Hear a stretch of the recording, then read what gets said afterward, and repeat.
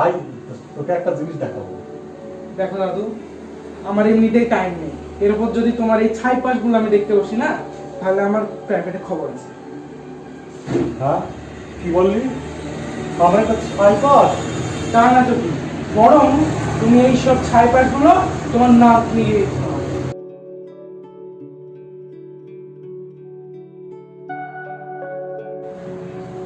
আমার সৃষ্টি, আমার রচিত এই কবিতা সব ছাই পাশ?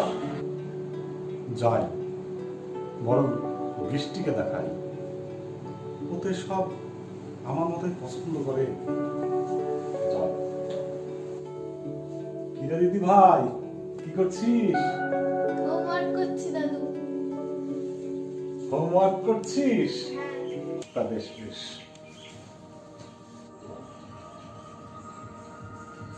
কি মনে করে দাদু এলে?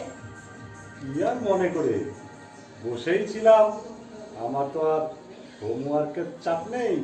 তা তুমি ঠিকই বলেছো, বুড়ো হওয়াই ভালো, কত হোমওয়ার্ক করতে হয়, তোমার হোমওয়ার্কের চাপ নেই। বুড়ো হওয়া ভালো বলছিস? তুই ঠিকই বলেছিস। এই এত কম বয়সে এত হোমওয়ার্ক করা, এ কি সম্ভব? তোর উপর বিশাল চাপ পড়ে। আমার কথা একমাত্র তুমিই বোঝো এই বাড়িতে, ঠিকই বলেছো। জানিস দিদি ভাই, তোর এই চাপ মুক্তির ঔষধ কিন্তু আমি নিয়ে এসেছি। সত্যি? হ্যাঁ, দেখবি, দেখ কি লিখে নিয়ে আসলাম, দেখ। পড়ে শোনাও। বেশ, আমি পড়ছি, তুই শোন। জীবন নদীর মোহনায় দাঁড়িয়ে দেখতে পাচ্ছি রঙিন ছায়া, মাঝে মাঝে ঝাপসা হয়ে আসছে দিনান্তে সোনালি আলোতে, অথচ এই আলোই একদিন দু চোখ জুড়ে কত জাগাতে। দাদু, তোমার খুব কষ্ট, তাই না? বৃষ্টি, কি হচ্ছে? না মানে, এই সদ্য রচিত একটা কবিতা বৃষ্টিকে পড়ে শোনাচ্ছিলাম আর কি। বাবা, তোমাকে বলেছে না ওই ছাই পাশের মধ্যে ওকে ঢোকাবেন না? বাবা, তুমি দাদুকে বকছো কেন? তুমি চুপ করো। না মানে, না মানে কি? ওই তোমার জন্য ওই দিন দিন ওরা কবিতার দিকে জুড়ে যাচ্ছে, এতে ওদের রেজাল্ট কি পরিমাণে খারাপ হবে এটা কি তোমার জানা আছে? বৃষ্টি, তুমি তোমার হোমওয়ার্ক কমপ্লিট করো, আর বাবা তুমি তোমার জগৎ দিয়ে থাকো।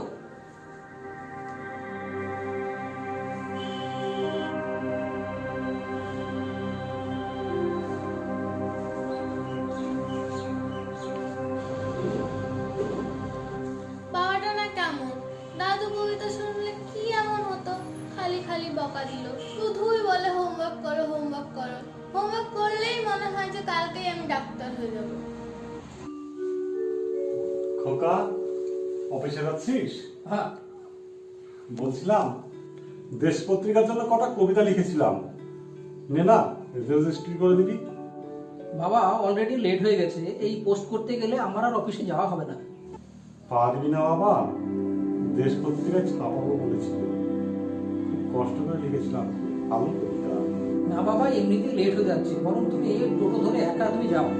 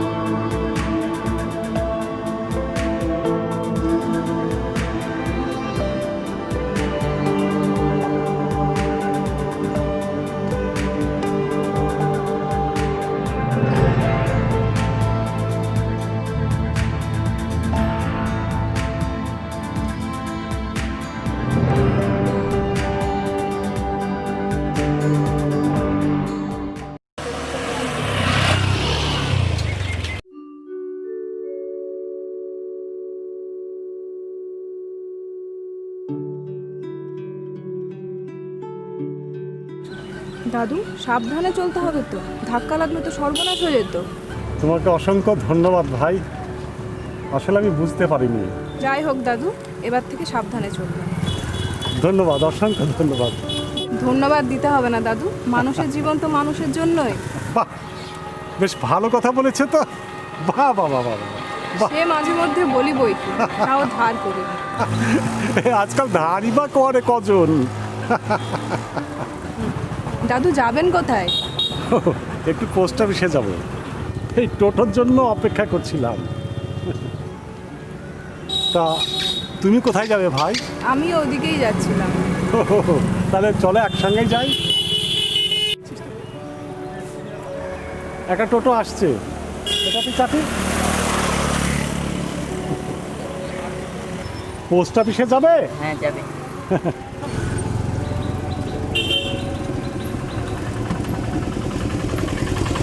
আরে দাদু সামনে কেন, আমার পাশে বসুন। পাশে? ঠিক আছে ঠিক আছে, বলছি।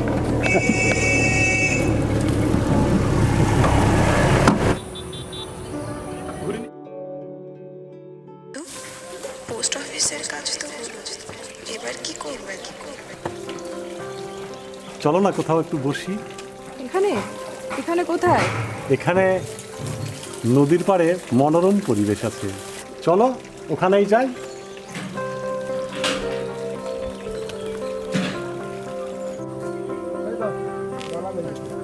এই দেখো, এই দেখো সেই নদীর পাড়।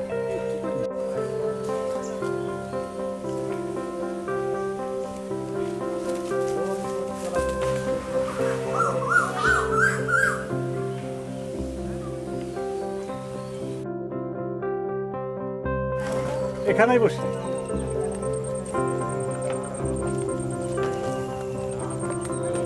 এই নদীটা দেখছো, এই নদীটার নাম জলঙ্গি নদী। বাহ দাদু, মুর্শিদাবাদ জেলার জলঙ্গি থেকে এই নদীটা এসেছে করিমপুর শহরের পাশ দিয়ে, আমাদের আমতলা দিয়ে কৃষ্ণনগর হয়ে এই নদীটা যাচ্ছে নবদ্বীপে, ভাগীরথীতে।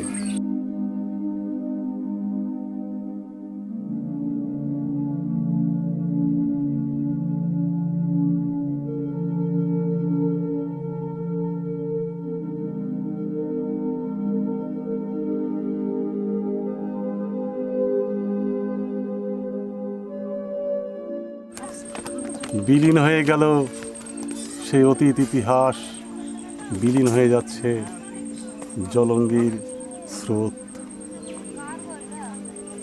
আমার বাবা দাদু সবাই এই জলঙ্গির জল খেয়ে মানুষ হয়েছে, জলঙ্গি আজ হারিয়ে যেতে বসেছে। বাহ দাদু, আপনি কবি সেটা জানতাম, আপনি তো তার সঙ্গে সঙ্গে ইতিহাসবিদও। হ্যাঁ, এগুলো আমরা পুরানো মানুষদের মুখ থেকে শুনেছি, আর বয়সটাও তো কম হলো না। জীবন সন্ধ্যায় এসে পৌঁছেছি, কত দেখলাম।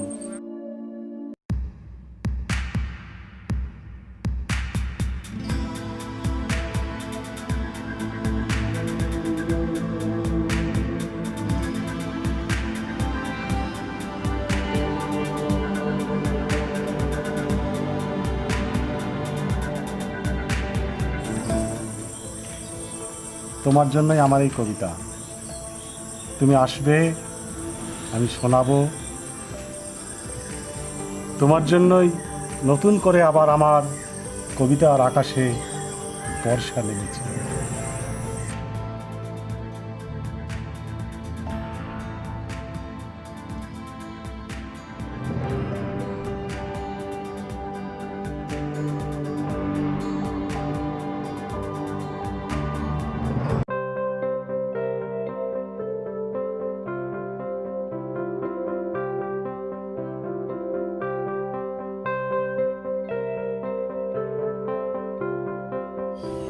তুমি আজ আবার এসেছো? আমার তো বিশ্বাসই হচ্ছে না। কবির কাব্যের টানে আমাকে যে আসতেই হলো।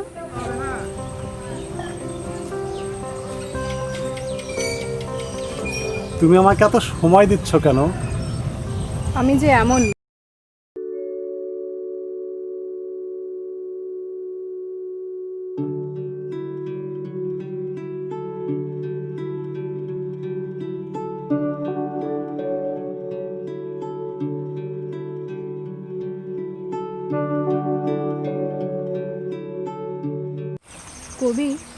নদী তো দেখলাম, আমার জন্য আজ নতুন কি নিয়ে এসেছেন? তোমার জন্য আজ আমি দুটো কবিতা লিখে নিয়ে এসেছি। শুনবে কবিতা? তাহলে চলো ওখানে বসি। চলুন। চলো।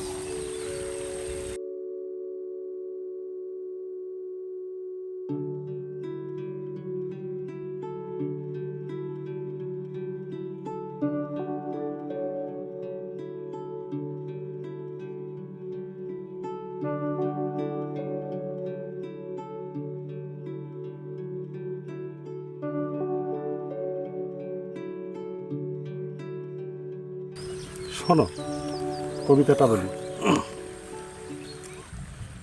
থমকে যাওয়া জীবনে তুমি দমকা হাওয়ার মতো এসেছো আমার দিনান্তের সোনালি রোদে। তোমায় বড় মায়াবী লাগে। সত্যি করে বলো তো, কে তুমি? মায়াবী নাকি মানবী? সে তুমি যেই হও না কেন, তোমাকে নয়নে রেখে রবি ঠাকুরকে স্মরণ করে বলতে চাই, মরিতে চাহি না আমি সুন্দর ভুবনে, মানবের মাঝে আমি বাঁচিবারে চাই। বাহ দাদু, খুব ভালো হয়েছে। তোমাকে আর একটা কবিতা শোনাই। তুমি আছো তাই আছি, আছে অস্তিত্ব, অভিন্ন হৃদয়। বাহ দাদু, আমার তো আনন্দে পেখম তুলে নাচতে ইচ্ছে করছে। নাচো নাচো। কিন্তু আফসোস দাদু, আমার তো পেখম নেই। পেখম নেই তো কি হয়েছে? কবির কল্পনায় সব কিছুই আসে। আমি আজ ভীষণ খুশি। আচ্ছা দাদু, আবার কবে দেখা হবে? তুমি চাইলে প্রতিদিনই দেখা হবে, অবশ্য তোমার যদি অসুবিধা না থাকে। আমার কিসের আপত্তি? আমি তো কবির কল্পনায়। মানে? ও কিছু না, বললাম তো রোজই দেখা হবে। দেখ, দাদু একা এখানে বসে বসে কার সঙ্গে বিড়বিড় করছে। তাই তো মনে হচ্ছে দাদু কার সাথে যেন কথা বলছে বিড়বিড় করে। আমি প্রতিদিন আসবো, তুমিও আসবে, গল্প করবো। কি দাদু, তুমি একা একা এখানে কার সঙ্গে বক বক করছো? কি ব্যাপার দাদু, মাথাটা খারাপ হলো বা? কেন রে? আমি যার সঙ্গে খুশি তার সঙ্গে কথা বলি, তোর কি যায় আসে? হ্যাঁ, আমি নাতনির সঙ্গে কথা বলছি, দেখছিস না? এই বড়টা মনে হয় মাথা কথা যা, তোরা যা। চাচাকে বলতেই হবে। চলো যাই। হ্যাঁ, কাউকে বলতেই হবে।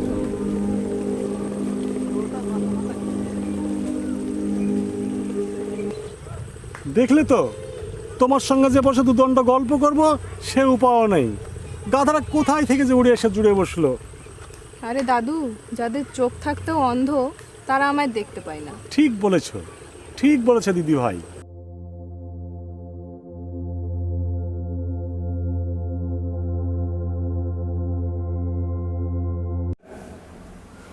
ব্যাপারটা বলতেই হবে। হ্যাঁ, এই তো চাচা তো এখানে আছে।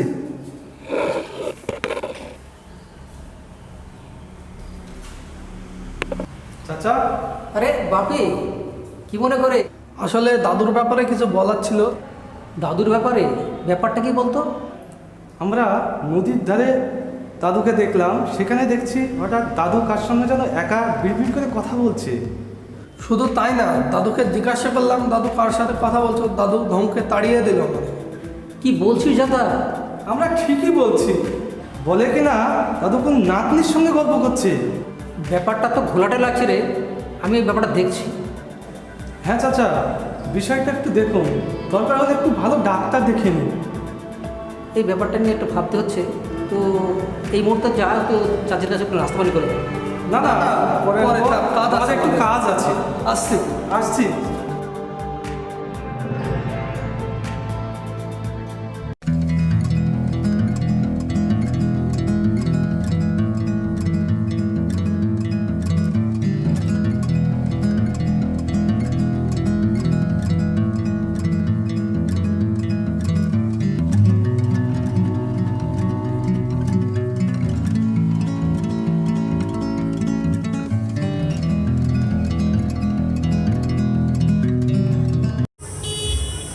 এই সেই ক্যাফে, এয়ার ক্যাফে, সবচেয়ে সস্তা, সব থেকে টেস্টি।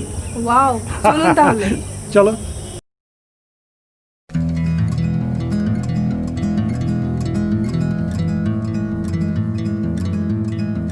একা খেতে, কিন্তু একদিন আসো, একদিন খাও, আর ভুলতে পারবে না। হ্যাঁ, কারণ প্রতিদিন আসতে ইচ্ছে হবে কিন্তু। হ্যাঁ, চলো দেখবে আজকে। আর এত সুন্দর ব্যবহার, আর এত সুন্দর রান্না,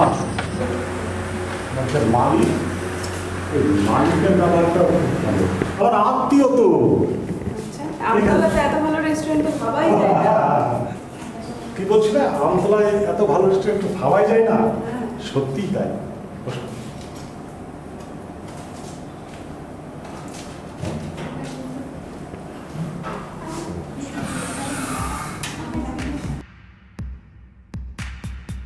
কি খাবে তাই আপনি যা খাবেন। বলি, বেয়ারা।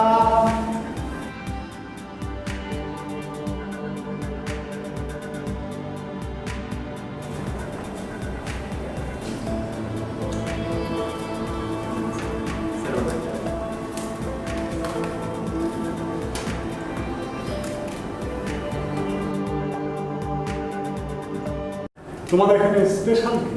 স্যার আমাদের এখানে ললিপপটা স্পেশাল। ললিপপ। হ্যাঁ, ললিপপ। থ্যাঙ্কস। কি অমায়িক ব্যবহার। কবিতাটা শোনাই।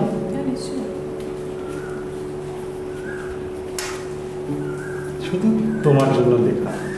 তুমি রানী, তুমি আসবে, আসবে, আসবে। কবিতা লিখছি, লিখব, লিখব। তুমি শুনবে, আমি শোনাবো।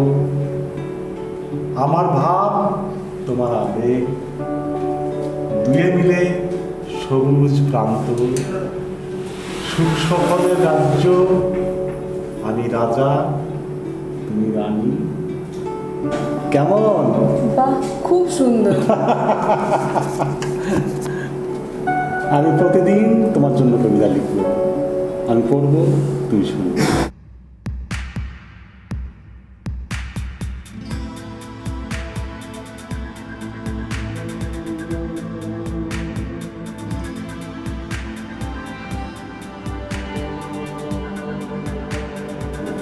সুখ স্বপ্নের রাজ্য।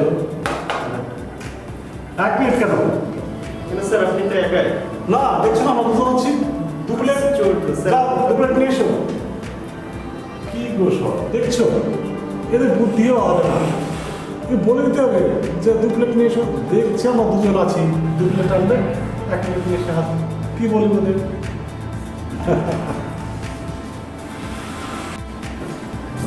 এই নিন স্যার। না, না, শুরু করো। আমি খাবো না দাদু, আপনিই খান। আপনি খেলেই আমার খাবার। আমি একা খাবো?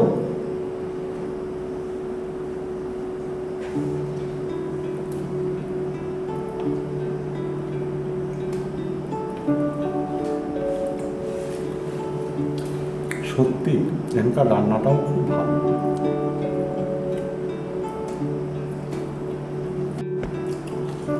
খুব টেস্টি। কীভাবে যে রান্না করে, এর পরের বার কিন্তু তোমাকে খেতেই হবে। আমি কিন্তু ছাড় মারব না।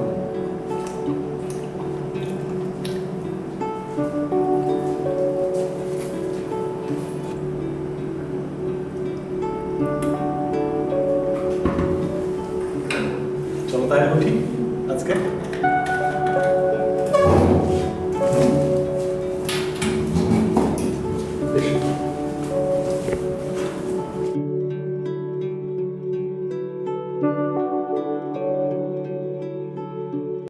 বাবা কি তাহলে তাহলে ডাক্তারকে তো একবার ফোন করা দরকার। হ্যালো ডাক্তারদা, হ্যাঁ বাড়িতে আছেন? হ্যাঁ, বাবার ব্যাপারে আপনার সঙ্গে একটু আলোচনা ছিল, তো আপনার কি সময় হবে, আসতে পারবেন একটু? আচ্ছা আচ্ছা, ঠিক আছে। আসলে যে জন্য ডেকেছিলাম, বাবা ইদানিং আপন মনে বিড়বিড় করে কি যেন কার সঙ্গে কথা বলছে, নিজে নিজেও বলছে। ব্যাপারটা আমার ভালো ঠেকছে না। আপন মনে কিছু একটা বলে, ঠিক বিড়বিড় করে, তাই তো? হ্যাঁ, তা এক কাজ করুন, আগে একবার বাবুকে ডাক দেখি। বাবা, বাবা,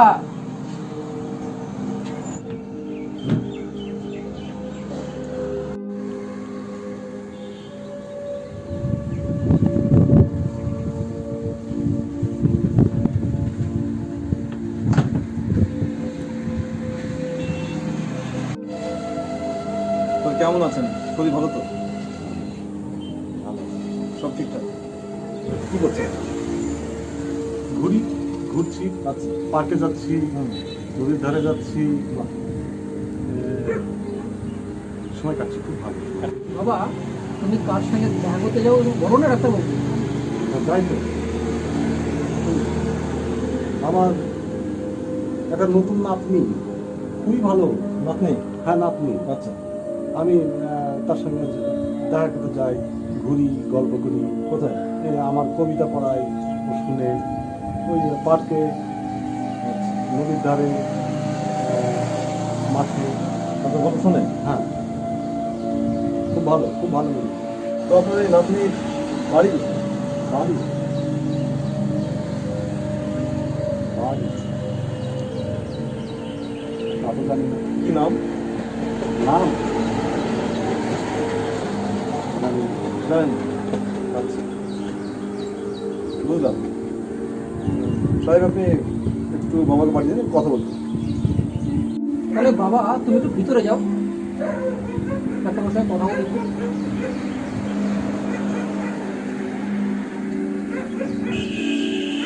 তাহলে ডাক্তারদা বাবার ব্যাপারে কি বুঝলেন? এটা বলে হ্যালিসিনেশন। রুগী কল্পনা জগতে থাকে। এটা হয় কখন? যখন লোকটা একাকিত্ব ভোগে। আপনার বাবা যিনি বাড়িতে আছেন, আচ্ছা, তিনি দেখবেন বেশিরভাগ সময় একা থাকে, হ্যাঁ, ঠিক কিনা? আপনার সময় দেন না। এই সময় না দেওয়ার ফলে রুগী কোনো একজনকে কল্পনা করে, আর তখন হ্যালুসিনেশনের শুরু হয়। আপনি একটা কাজ করুন, আপনি আপনার স্ত্রী, ছেলে মেয়ে সকলে একটু সময় দেন। আপনি যখন সময় দেবেন তখন ওই কাল্পনিক চরিত্রের জন্য সময়টা অটোমেটিক ওনার কমে যাবে। স্বাভাবিকভাবেই ওনার কল্পনা জগৎ থেকে সরে আসবেন, হ্যালুসিনেশনও কমে যাবে। এর চিকিৎসা এটা। এর জন্য কি কোনো মেডিসিন বা ওষুধ দেবেন না? ওষুধ? টাকা দিয়ে কি সব চিকিৎসা করা সম্ভব? টাকা থাকলে কি হয়? দেখুন, একটু আন্তরিক হন, একটু দায়িত্বশীল হন, ছেলে মেয়েকে পাঠান। নাহলে কি হবে বলি আপনাকে, ভবিষ্যতে আপনাকে আপনার ছেলে মেয়ে আমার মতো কোনো ডাক্তারের কাছে ধরে নিয়ে যাবে। একই ঘটনা ঘটবে। আমরা যদি আরেকটু দায়িত্বশীল হই, আরেকটু সামাজিক হই, তাহলে হয়তো এই রোগটা থাকে। একটু আন্তরিক হন, ওষুধ আছে।